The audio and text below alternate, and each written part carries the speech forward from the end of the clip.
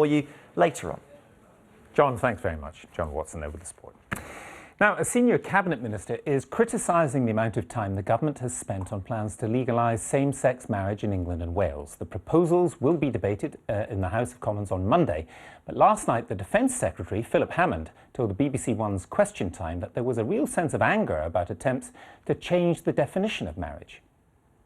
This change now does redefine marriage. It means for millions and millions of people who are married, the meaning of marriage is changed. And there is a real sense of anger among many people who are married that the government thinks that it has the ability, any government thinks that it has the ability to change the definition of an institution like marriage. And that is why the people who are opposed to this feel so very, very strongly about it. And you are... And you are one of them. You feel strongly in exactly that way. I don't feel strongly about this because I come at it from a point of view of religious conviction. Many of the people who object have very strong religious convictions. I have just never felt that this is what we should be focusing on. We have civil partnership, which seems to me to deal with the very real problem that same-sex couples faced. And it seems to me that there was no huge demand for this, and we didn't need to spend a lot of parliamentary time and upset vast numbers of people in order to do this. Philip Hammond, the Defence Secretary there. Well, the human rights campaigner Peter Tatchell is with me in the studio, and we're also joined from our studio in Cambridge by the Conservative MP Peter Bone. Mr Tatchell, just on that point that was being made there by the Defence Secretary, do you understand that some people who are married feel that it's a government changing the definition of marriage and they don't like it, they're angry?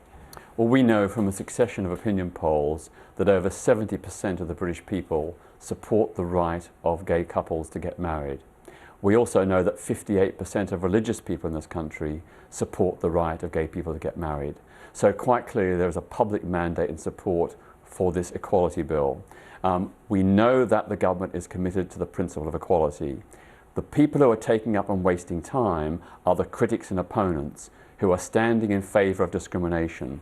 The opposition is all about hatred, hostility and discrimination against gay people. Those are the time wasters. If they don't like the amount of time that's being spent on this bill, they should just keep quiet and accept the views of the British people which are in favour of equality. Let me go to Peter Bone in Cambridge. Mr Bone, when you talk to your constituents, when you hear views about this, how do you see this as an issue affecting your constituency?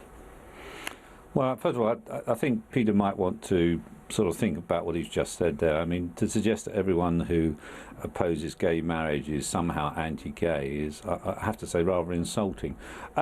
My position is, and I think Philip Hammond was absolutely right in what he said, and he got a large round of applause by the audience.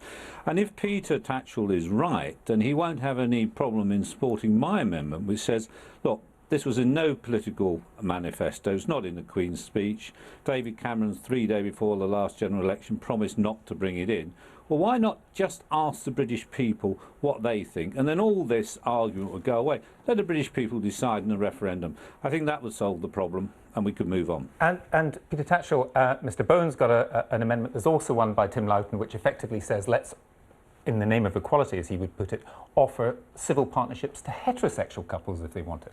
Well, that is a cause that I have championed right since the beginning of the Civil Partnership Act in 2004. I've always said that heterosexual couples should be entitled to have a civil partnership if they wish. So I support Tim Loughton's amendment, but I find his stance completely hypocritical.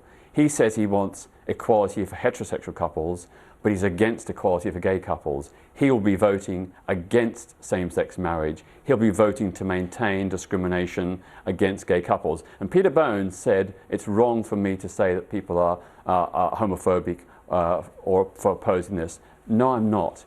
If you oppose equal rights for black people, you are a racist. If you oppose equal rights for gay people, you are a homophobe. I'm sorry, there's no way about it. If you're against gay marriage, you support discrimination. Right, I need to bring Peter Bone in on that. Mr Bone. I'm rather sorry that Peter takes that point of view. I think he perhaps he had a bad day, but I think he'll reflect on that and regret he said that. And because I believe the civil rights, if you like, of this argument is the fact that, of course, a civil partnership gives all the legal rights that marriage does. And what we're talking about is redefining marriage, an institution that's been there for thousands and thousands of years.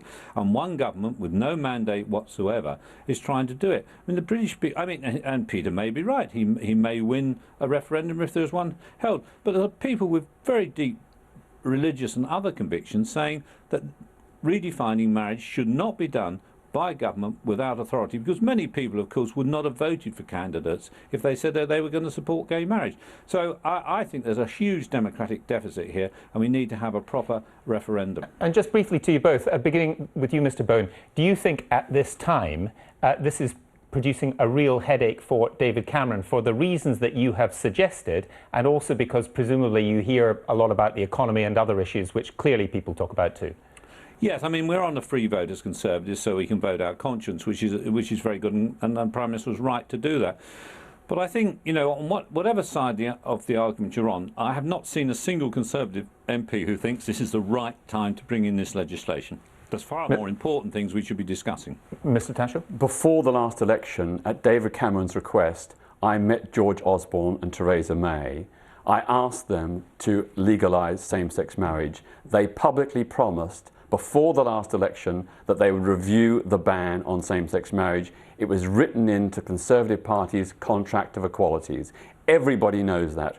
Right now, the reason why the government has to address it is because we have a case in the European Court of Human Rights to overturn both the ban on same-sex civil marriage and the ban on opposite-sex civil partnerships.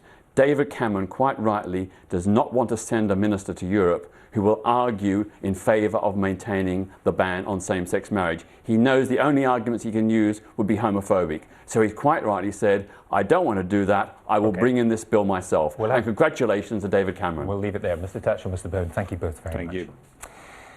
Now, more than $1 million worth of